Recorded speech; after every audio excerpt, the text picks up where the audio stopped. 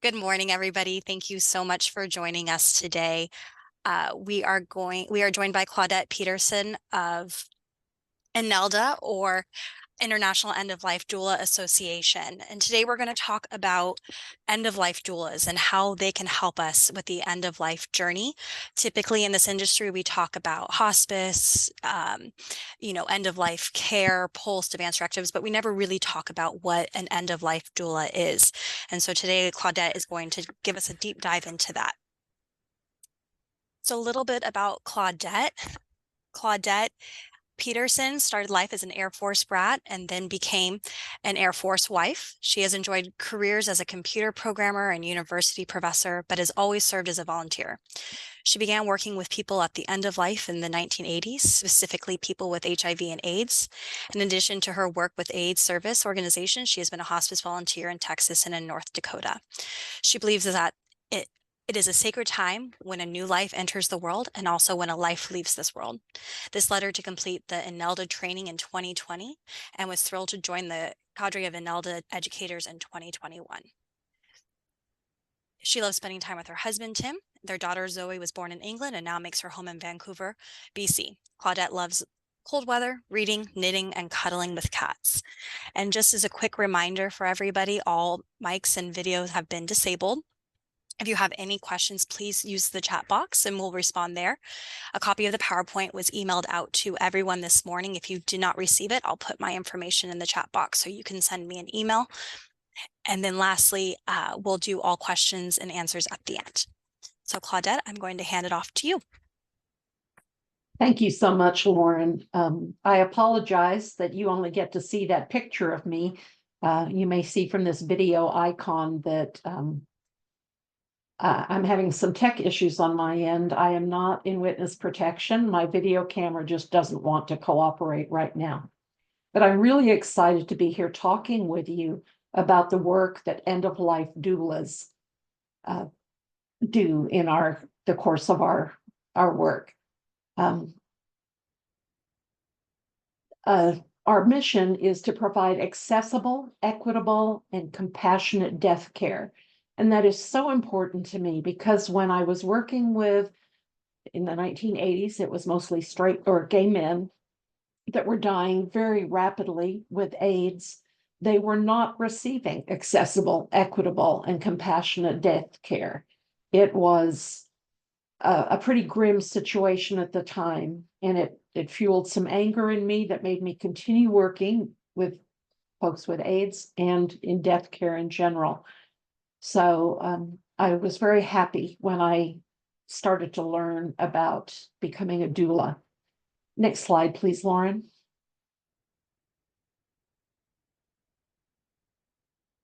So we know that throughout history, people within community have attended those who are dying. It was often the role of women that accompanied people during their death. And the idea of an end-of-life doula grew out of the new movement of birth doulas that started in the US in the late 1960s. Now, people had companioned with women giving birth throughout history as well. But both birthing and deathing had become very medicalized. And in the 60s, people started wanting to reclaim their own power over the process, realizing that being born and dying are not necessarily medical events. They're just part of the pathway of a lifetime. So a modern birth doula started appearing with training. And then just at the beginning of the new millennium, a man named Henry Fursko Weiss introduced this model for doula work at end of life. He was involved with a hospice, was a social worker, and he developed this model and founded INELDA, the International End-of-Life Doula Association. So we stand on the shoulders of the birth doulas that were part of this empowerment movement to take back these natural functions. Next slide, please, Lauren. Research shows that 7 in 10 Americans who are asked would prefer to die at home. Quite often, hospice is a part of that. However, it's often in more of an advisory role and from a distance, with nurses or aides averaging visits of 45 to 70 minutes just twice a week in the patient's home. And that's data collected by Medicare. That is a disappointment for many people. And you can see the quote from Linda at the bottom of the screen that says, "I thought when Dad was admitted to hospice, Mom would finally have someone to relieve her with the daily caregiving she had been doing for the last 2 years." That has been the expectation of many people I have interacted as a hospice volunteer. Before I ask Lauren to display the next slide, I want to back up because I was thrown that my video wasn't working and I couldn't show you the slides. I wanted to tell you when Lauren was kind enough to read that bio, which is on the INELDA website, I wanted to take a few seconds to just tell you my background relative to the work that you all do with Alzheimer's disease and other dementias. Back when I started working with guys with HIV and AIDS, some people don't know this, but there's a type of dementia associated with that because the virus can cross the blood-brain barrier. So back in the 1980s, I was dealing with folks that had AIDS-related dementia. Closer to home, both my mother-in-law and then my mother died with dementia. My mother-in-law was in a memory unit because she lived several states away from us. The last 4 years of her life, my mother lived in our home with us, and we were her primary caregivers. So I do have some experience working with folks with dementia, and since then have taken a course on dementia through the Wicking Dementia Research Institute in Australia. And now I co-teach an INELDA class on dementia. So I'm not medically trained with regard to dementia, but I have done work in that arena. And I just wanted to share that with you. Okay, Lauren, if you'd proceed, please. We know that caregiving is a big stressor in this country because long-term care is often done by family members who are unpaid. Some of them have to leave their jobs in order to provide that care.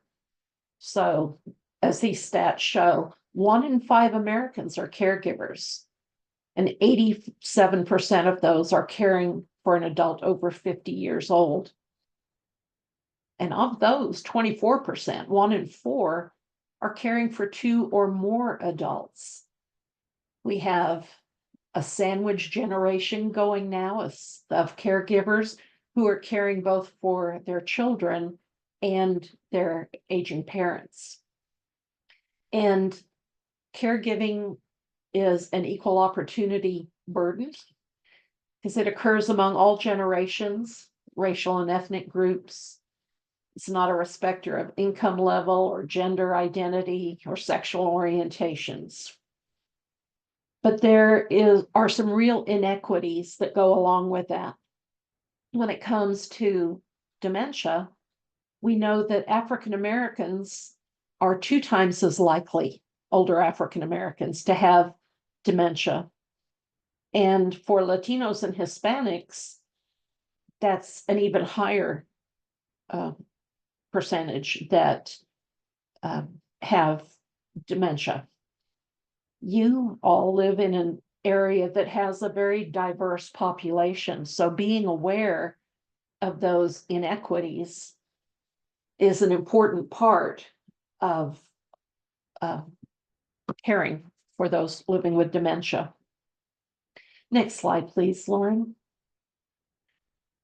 Now, I'm going to be talking to you about hospice and answering some questions you all had submitted about hospice. But with traditional home hospice care services, whoever is the caregiver for the patient, works with the hospice team and the patient as they're able to develop a care plan. But that caregiver provides most of the physical care for the patient, and that includes administering medications. Hospices provide phone support 24/7, and a nurse answers so you can talk to a qualified person. But that round-the-clock nursing care or respite care are not typically a service offered by hospice. This is where doulas can step in and provide some support. So next slide, please, Lauren. There are some benefits of having a doula involved in care. It can help a patient be more satisfied with care. We are trained in ways that I'll share with you in a moment to pay attention to the wishes of the patient. We provide support for family. We're there for emotional support. There is a difference, though, with patients with dementia, especially advanced dementia, because as they lose the ability to communicate so well, a lot of the services where we would like to make a difference with patients, that kind of shifts to the family. Talked about enhanced support for family, but if a patient cannot express their wishes, doulas depend on getting information from family members even more. And I want to define my definition of family for you all. To me, a family of choice is just as valid, and sometimes more so, than a family related by blood. I learned that in my AIDS work, where blood relatives were turning their backs on their children and doing horrible things. So when I say family, I mean that in a really inclusive way. Thank you, Eric, for that response. Next slide, please, Lauren. And it can also help things run smoothly with the care team, which can be the hospice staff in a hospital, a primary care doctor, a gerontologist, whoever is providing care for that patient, because we can improve communication, we can direct questions or concerns on behalf of the patient to those care team members. And because of the time we spend with the patients, often in their home, we can identify some of those concerns and respond to them. And very important, especially with Alzheimer's and other forms of dementia, caregivers can feel very isolated, especially when their patient can't be left alone at all. And friends don't know what to say, so they may not come and visit so often. A caregiver can feel very isolated, and a doula, an end-of-life doula, can support that. Next slide, please, Lauren. Even if a person with Alzheimer's or other dementia can no longer voice how they would like their end of life to be, we can extrapolate from people who are able to express that. And these are the common things that people desire. They want to maintain their dignity as much as possible and be treated with respect. For someone with dementia, that respect could be something like not being spoken to in baby talk. They're not children in spite of challenges with their cognition. They don't want to be ignored. They want to feel seen. We all, I believe, want pain to be controlled. We don't want to be suffering from fear or anxiety. And for many of us, that appears as death becomes closer. And most people don't want to be a burden on their loved ones. So even when someone progresses in their dementia, we believe these are still their underlying desires, even if they cannot express them. Next slide, please, Lauren. So what a doula provides is companionship, not medical services. So here are the kinds of things we do. We are present with people when they're dying and with the folks that are dealing with those stresses and then dealing with the grief of a loss. We are willing to be an active participant in their journey, not turn away when it's uncomfortable or painful to watch. We focus on being present and listening. That's listening with our ears, but also listening with our hearts. Sometimes you can see things that are not spoken, and we listen for those things that is not spoken. I've mentioned already the discrepancies in dementia for people that are BIPOC, Black, Indigenous, other people of color. The Alzheimer's Association has very striking figures that make that clear. Culture could also be based on someone's religion. And as doulas, we try to approach that with humility, that we don't know everything about a culture different than ours, but also a willingness to learn. And then as we learn, not to treat everyone in a particular group as though they are identical. If someone is African American, they are not identical in their views, their life, as every other African American person. So we learn to be humble and to ask questions so we can find out the uniqueness in every person we serve, so that we may serve them better. We learn. I learn from every patient I work with. We observe what's going on so that we can help if possible. And we bear witness. Sometimes people don't need us to fix them because we can't fix illness. We can't stop dying, but we can bear witness and help them feel seen and heard. We can't fix someone's grieving. They have to work through that for themselves, but there are ways in which we can support them. Next slide, please, Lauren. So, end-of-life doulas have a certain scope of practice, and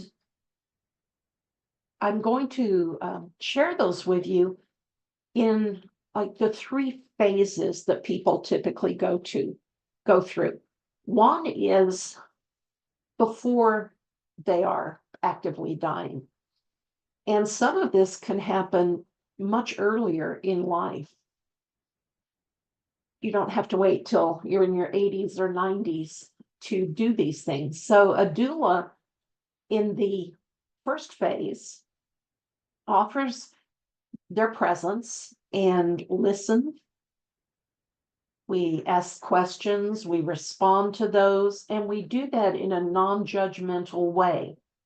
And some of the goals are in helping people think about their life meaning.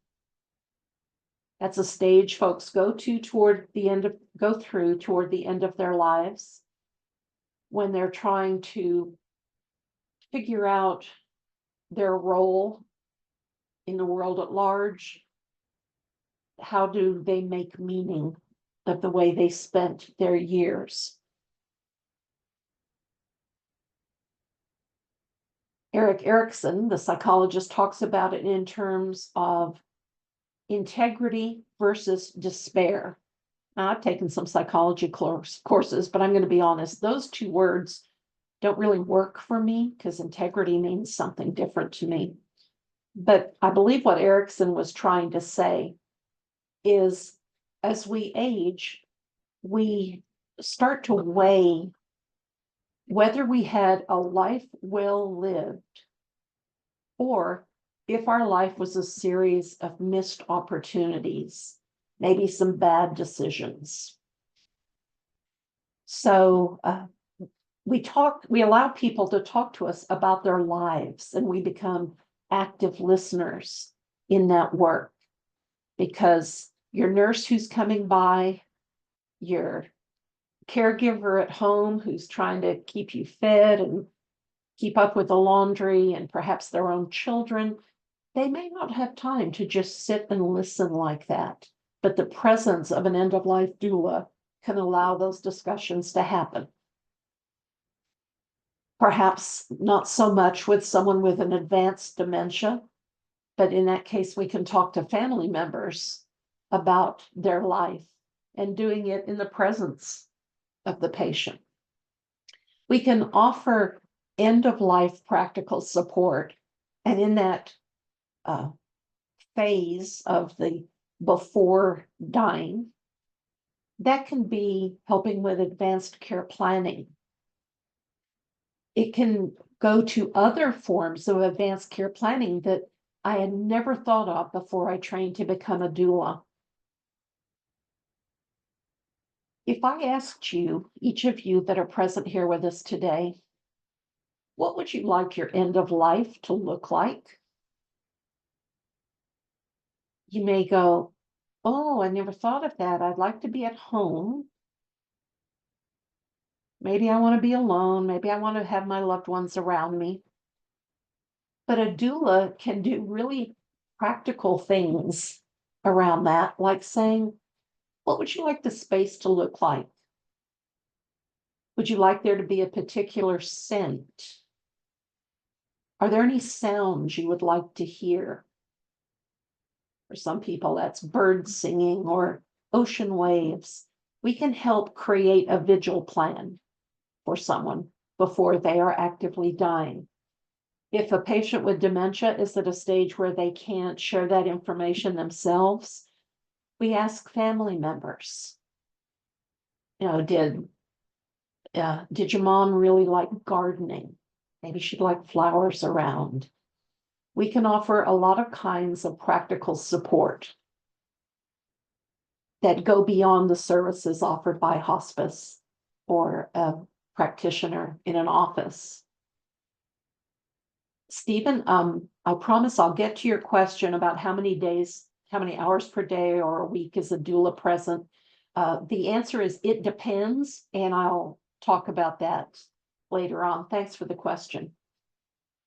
During active dying, the doula can be present and be a calming influence. There are some things that most of us haven't experienced. We've maybe never been with someone who is dying. So some of the signs and symptoms that we see can be very disturbing. Some families during the dying process are very concerned about what we hear just talked about as the death rattle. And that is something a doula can help explain to the family. The proper medical term for that is terminal secretions. And what it refers to is the fact that when someone is dying, all their muscles start to relax and they don't work like they used to. And some of those are in the throat. So sometimes a dying person has saliva that is just pooling toward the back of their mouth, down by their throat.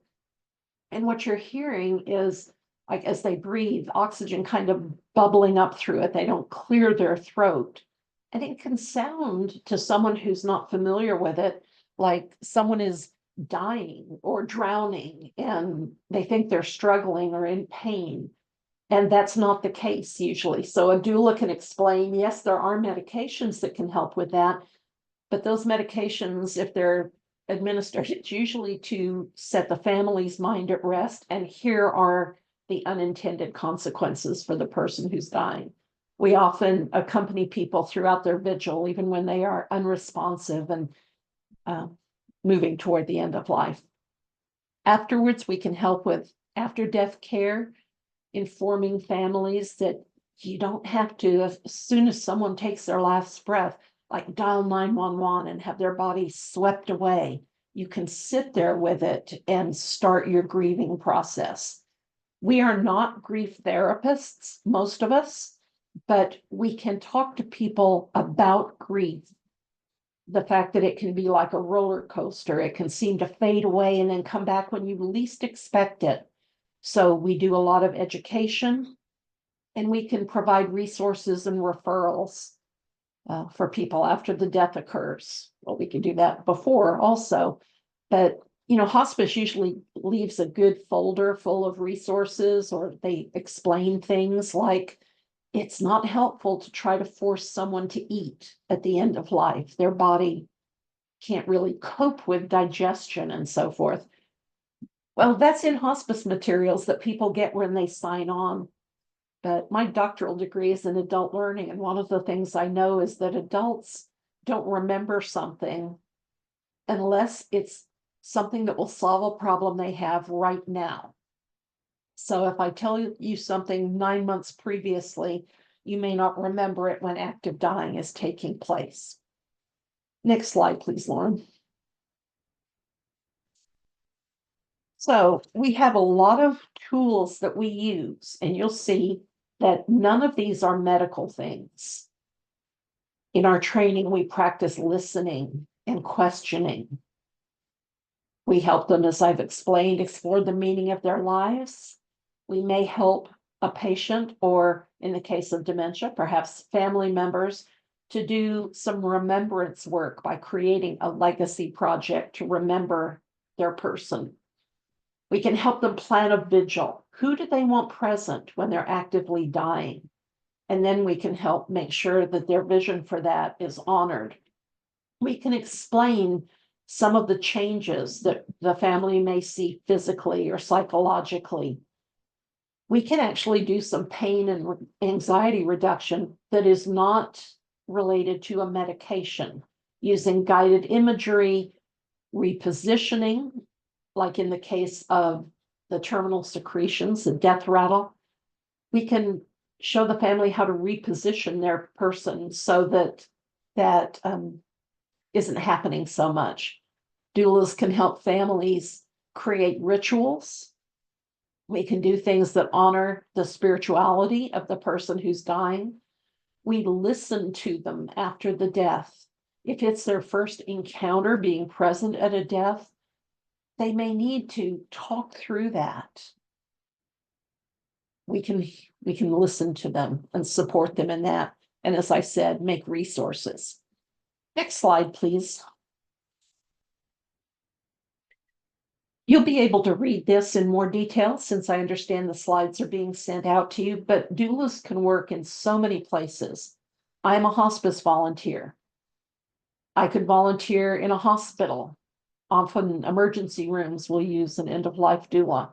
I can have private clients. I go into nursing homes, assisted living, community clinics. Some doulas serve on street medicine teams, going out to the unhoused, people experiencing homelessness. Prisons are starting to use end-of-life doulas, and certainly faith-based organizations do. And we serve a wide scope of people, not just our patients, but their caregivers and other family members, and the community as a whole. Some doulas have specialties that they're trained in, like grief counseling. I have no therapeutic training, so I would never advertise myself as a grief counselor. Some are trained to provide trauma-informed care, which is very important. And we've learned that we can do our work either face-to-face or virtually over Zoom. Hopefully not having the Zoom problems I'm having today. COVID taught us that doulas can do their work at a distance, connecting families and patients. So you'll see that on some people's, when they advertise their services, that they're willing to work in person or virtually. Next slide, please. Now, here is a list of questions that I was sent by your organization, and I'm going to go through them. I have 2 slides of them, and they may answer some of the questions you all have. And I felt like I was talking quickly, but I wanted to get to the questions that I knew you had. Let's start with, what is considered a bona fide training program for end-of-life doulas? There is no national standard or national or international certification for end-of-life doulas. My next door neighbor, who has no training in it, could hang her shingle and say she's an end-of-life doula. And maybe that's not such a bad thing for some folks, because it has worked around the globe for millennia. People have stood up and been present for those that are dying. But some online investigation or talking to hospices or doctors may help you identify bona fide training programs.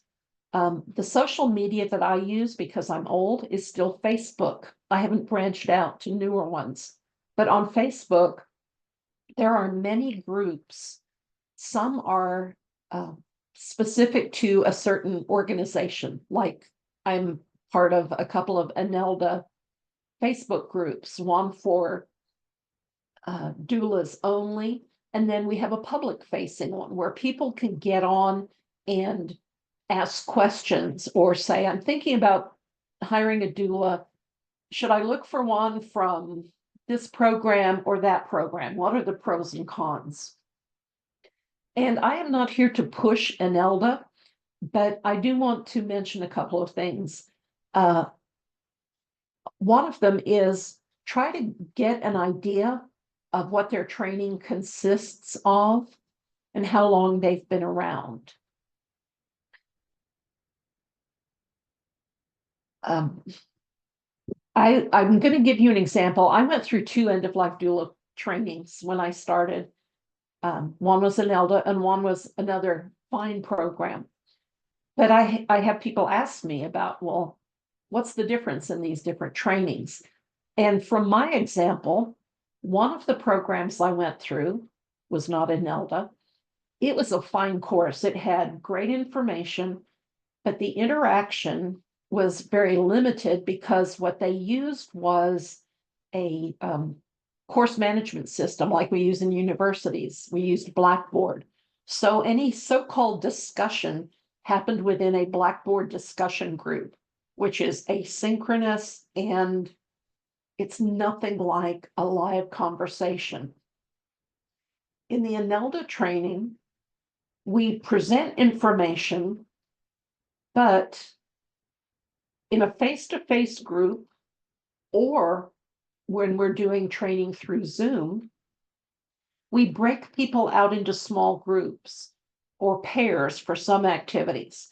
So you may have one or more of your colleagues in the class, and when we're talking about one of our doula tools, you get to practice it with a live human being. But what I love about it, even though that is stressful for many of us, we have a safety net under it. You know, it's during our training, but we actually get to practice saying the words, asking helpful questions. All the tools we do, like guided visualization, we get to practice that on a human being. What types of students we look for, I can only speak for INELDA. Frankly, one of the things that happens is people seek us out that feel a calling to do this work. We hear that a lot. I am called to serve the dying. So it's not necessarily us looking, but we do want to make sure they have what we call the doula heart. They're willing to leave their own ego at the door and be fully present with the patient. not having an agenda of our own. But I will say that with the scholarships that INELDA provides, we really do look for students to award those scholarships to who are members of underrepresented groups. Maybe they're LGBTQ plus, Two-Spirit, or BIPOC individuals. So that's who we try to bring in specifically through our scholarship program. When a family is looking for a death doula, what should they look for? What type of questions should they ask? And that's one of the it depends answers. It depends on what the patient and the family feel is important. Yes, I added on Two-Spirit at the end, Eric. Yes, it is used in the US. I have many Two-Spirit friends and have done HIV work with them. So the questions they should ask should relate to what's important to them. They could ask about experience or where the training happened, although there's many different types of training. If they are, I live in Fargo, North Dakota, very different from where y'all live in many ways. We are not a terribly diverse state, but here in Fargo, we have a lot of new Americans who come to this country as refugees. So if a Muslim family were to look for a doula, they would probably want to ask something about if the doula's own religious or spiritual background might conflict with their beliefs. We don't go in to do religious proselytization, but people might want to know that. How will you respect my faith tradition? What might you do differently about touching our family member if it's someone of the opposite gender? But aside from specifics, what's most important overall is that there be clear expectations on both sides. The family should know exactly what the death doula is willing to provide in services, and the doula should understand what the family wants and be honest with themselves if it's something they can or are willing to provide.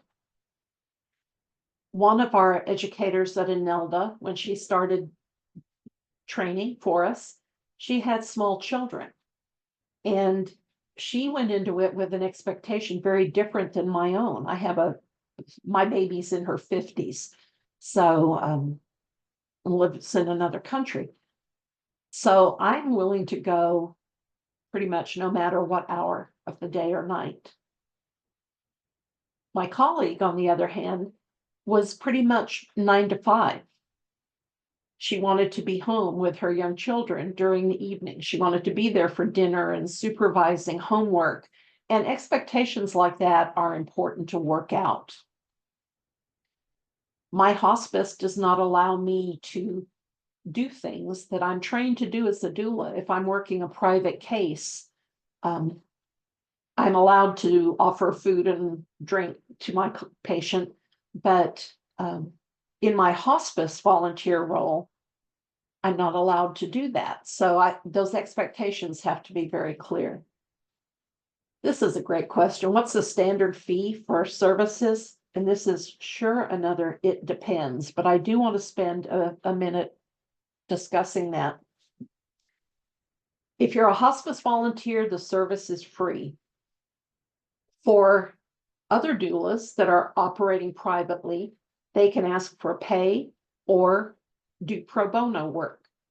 Many people will do pro bono work in addition to asking for pay, because we all believe people should have a good as death as possible.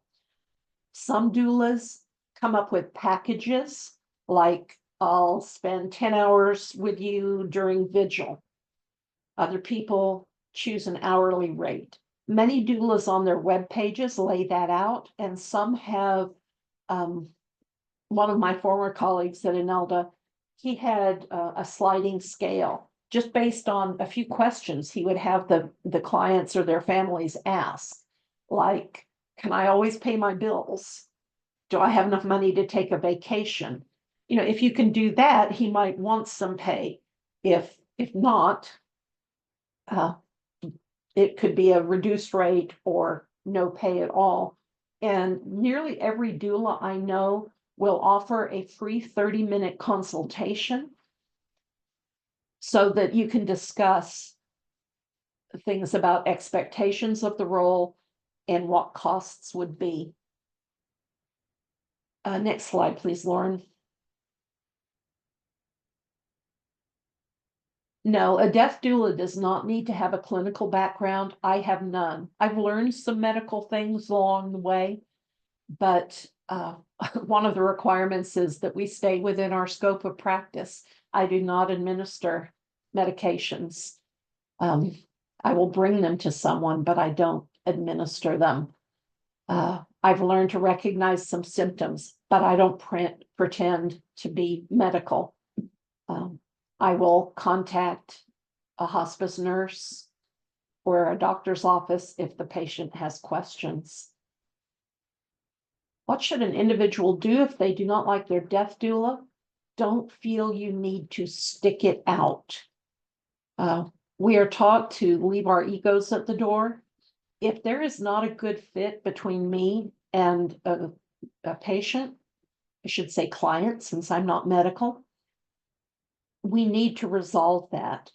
I am willing to make other recommendations of other doulas.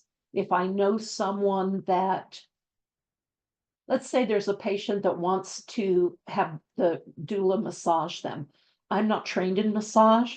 I would probably try to find for them, recommend a death doula who does have training as a massage therapist. We tell people, don't take it personally. Try to make a referral for them to help them out, because even if it's not a good fit, we still want them to have a good death. We also need to be aware that sometimes it's not a good fit for the doula. In my case, I've not had this happen yet, but my daughter is trans. For 40 years, I thought I had a son and then learned, oh, whoops, I actually have a daughter. And if I went to a client who voiced a lot of homophobic or anti-trans beliefs, if I'm honest with myself, I might not serve them as well as I would someone else. And I may not tell them why I was suggesting another doula. I don't wish to offend them, but if it's something that really pushes a button for me, I don't want to be in a situation where there might be some resentment on my part. It needs to be a good fit. This next question is interesting because it sounds like someone wants to go out and have a doula practice. We suggest people start talking about death in their community. There are things like death cafes and groups like Talking About Death Won't Kill You, where they can go out into public spaces or senior centers and let people get to know what their services are.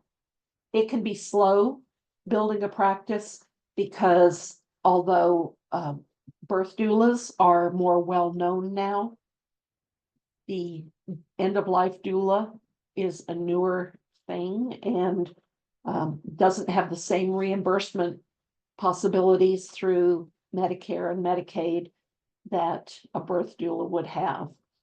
But if you're interested in building a practice yourself, come visit. We have doula free meetings available at INELDA, Zoom meetings for people interested in end-of-life doula work. And we try to answer questions there. Typical relationship between a death doula and a hospice. What role does the death doula serve when an individual is receiving hospice services? Again, it depends. My hospice does not recognize that I am trained as a end-of-life doula. To them, I'm just a hospice volunteer. So I am limited in what I can do for the patients. On the other hand, through INELDA, I offer trainings for entire hospice systems. Currently, we've been training to large hospice systems in the state of Florida and another one farther up the Atlantic coast. So when a hospice approaches and asks for training for its volunteers, that's usually a different kind of relationship. They seem to embrace the idea of end-of-life doulas. And yes, Cecile, we do have a large number of social workers in this field. And as I said, the man who started the organization and who came up with this model of end-of-life doula care, he was himself a social worker. Okay, those were the questions I received. Let me jump on to the next slide for a minute and we'll, oh, I'm running low on time. And I want to make sure Patty has some time. But just to talk about INELDA's impact, and this is something you could ask if you are trying to find out what's a good training program. We have trained over 6,500 doulas, every state in this country and 35 different countries. I love it because in a class, I may have someone in Russia, someone in Norway, someone in Brazil. We have so far trained 9 organizations as a whole, and we have almost 2,000 active members in INELDA. Okay, next slide, please.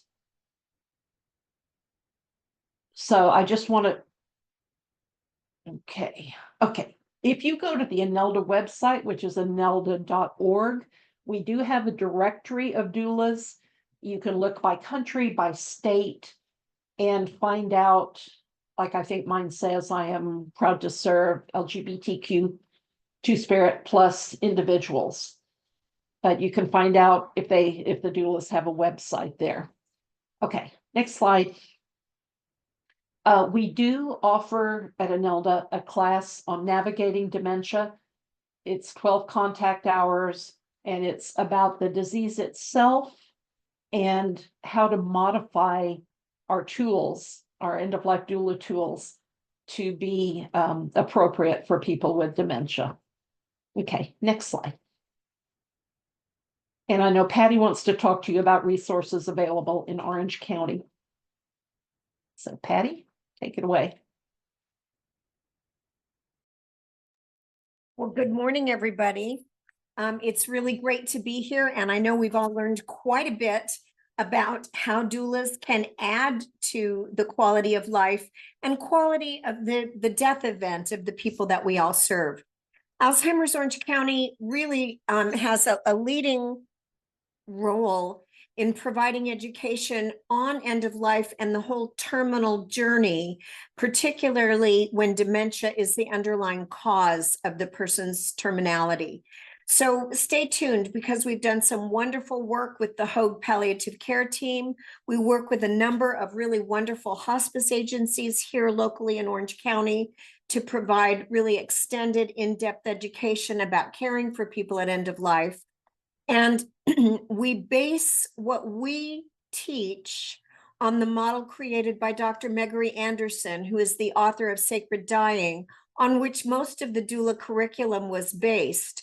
Her work started about 30 years ago, and I'm very pleased to have been through her entire training, and I'm an instructor in the Sacred Dying curriculum. We really support what the doula movement offers and what this whole accompaniment of the dying offers, that is in addition to really great hospice and palliative care, particularly for people who are dying from a dementia-related condition.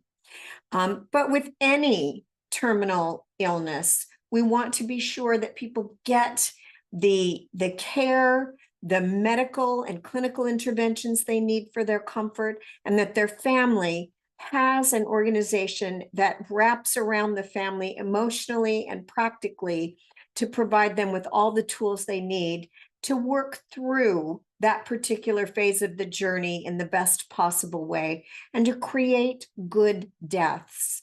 And I know that sounds a little bit incongruent for many people, but we all want a good death. We all want a death that is free from pain and free from suffering and has all of the people and things and animals and environment that will make us feel like the passing is really of our,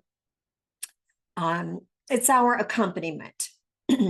So as always, Alzheimer's Orange County offers a compendium of free clinical education with accompanying CEUs, a great deal of community education.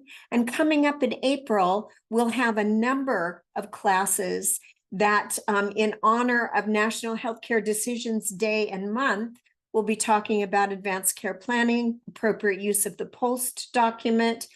And on April the 30th, we will have a presentation of Endgame, the really, really insightful and thought-provoking film on end of life. And that will be in Laguna Woods Village. And you can look at our website shortly for more information or email me. On April the 29th, with O'Connor Mortuary, we will offer a special presentation by Dr. Bill Hoy on grief and the impact of faith on one's grief journey. So we have a lot coming up, and we really look forward to serving you. Our website is www.alzoc.org, and we look forward to continuing in this journey with all of you and offering you a richness of education and an opportunity for discussion. So thank you very much. I hope you have a great day. Thank you, Patty. And Lauren, if you will go forward 3 slides. There is the helpline number that people can call to get in touch with Alzheimer's Orange County for your wonderful memory support services. Okay, thank you so much, Patty and Claudette, for all of that wonderful information. I want to open up the floor in the chat to anybody if they have any questions. I know that as the questions were coming in, Claudette was answering them. One question is for death doulas and hospice. Is there they work together, I understand. So is there ever how do they work around, what a death doula is supposed to do in a hospice? Does there ever tend to be butting of heads? My hospice, as I said, doesn't seem to recognize end-of-life doulas. That is changing. But one of the challenges that I'd like to share with you, I told you we're training entire hospices in some parts of the country. Sometimes the social workers within a hospice, and perhaps some other staff too, they're tending to not make too many referrals to end-of-life doulas. I think because they don't understand that we're willing to stay in our lane. We are not trying to take their jobs or do their work. We do a different kind of complementary work where one of the things we bring is the ability to spend more time with a patient than a nurse or an aide or a social worker is able to do. So there's some education we need to do within hospices there, but some are embracing it. You just need to know what the scope of practice is within your hospice. We have a code of ethics. Your hospice has a code of ethics. If you're working as an INELDA doula, INELDA trained doula, and a hospice volunteer, you need to make sure you're following both of those codes of ethics. Okay, and then it's possible for an individual to provide private services for a family, and then also have that family can also be utilizing hospice services, correct? Oh, that's correct. Okay. That's absolutely true. Okay, perfect. And then one question we have is, are deaf and hard of hearing doulas available? We have one going into a training class right now. I don't know how many others we have. I'm sorry, I don't have that piece of information. I will research that though. But INELDA is really working to improve inclusivity because we really want to be inclusive. And that is something, even people with hearing challenges can take our training because we do the caption stuff and provide transcripts.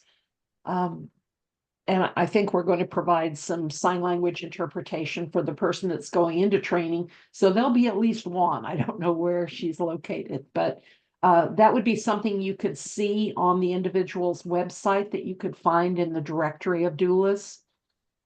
Or you could go to the public facing Facebook page and say, does anyone know a doula who uses American Sign Language or can work with a deaf patient? Okay, perfect. We have a couple minutes left. Does anybody else have any questions they would like to ask?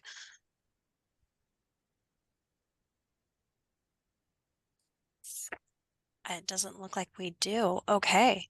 So thank you, And I do Oh, apologize for my tech challenges today. I didn't want to be in witness protection. it's okay. It keeps us young. So for everybody, thank you so much. I appreciate everybody joining us today as we talk about end-of-life doulas. As you leave, you'll be getting a survey. I ask that you please complete that, just to keeps us, keeps us making us better, and any information that you would want to learn about in the future. And again, the PowerPoint, I'll send it out at the end, as well as some flyers that Patty has mentioned. So thank you all for joining us today, and have a great rest of your day.